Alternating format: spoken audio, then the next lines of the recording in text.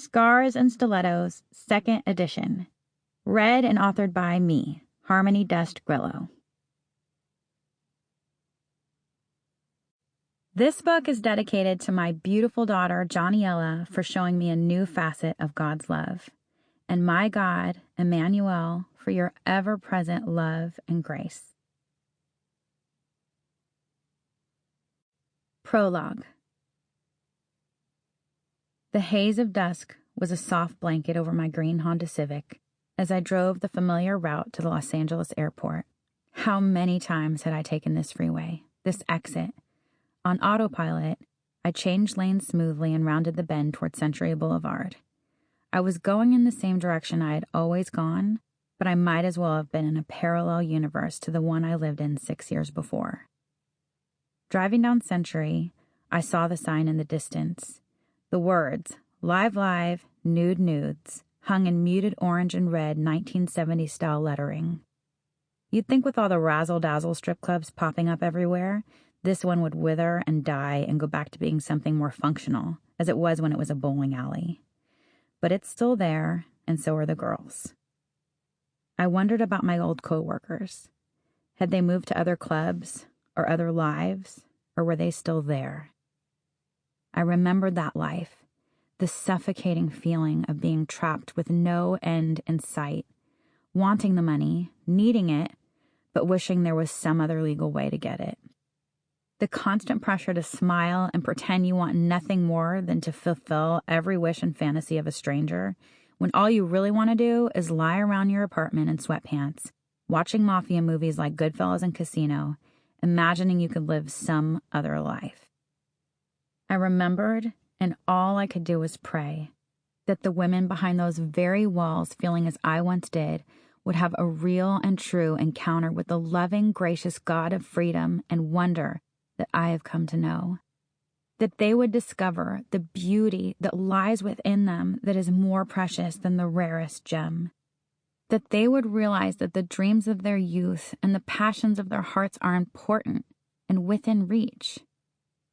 The driver in front of me gently pressed his brakes, snapping me out of the trance I was in.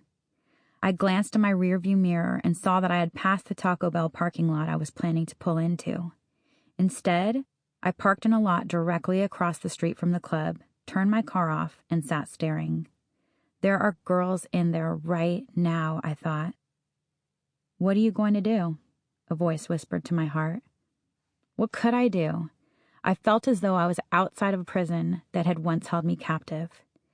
I was free, while there were still women feeling trapped inside. There was a standoff. I was still, waiting for something to happen. For the other guy, for some other person to come up with something, a solution, an idea, anything. What are you going to do? What can I do? It's not like I can waltz up there and tell the bouncer I want to talk to the girls. Even if he did let me in, what on earth would I say? What do you want to say?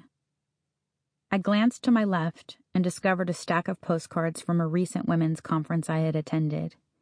The woman pictured was facing away from the camera, looking confidently ahead. Her back was draped with strands of pearls. Tattooed across the warm brown skin of her shoulder blades were the words, her value, far above rubies and pearls. That is what I wanted to say. That is exactly what I wanted the women in the club to hear. Hands shaking, I grabbed the stack of postcards and began writing on the back of each one. I was just driving by and wanted to tell you that you are loved. What else? If you're ever interested in going to church, I know of a great one. oasisla.org. You are welcome there. Love, Harmony. P.S. I used to work here too. When I first started dancing, even if I wanted to go to church, it never would have occurred to me that a church would have me.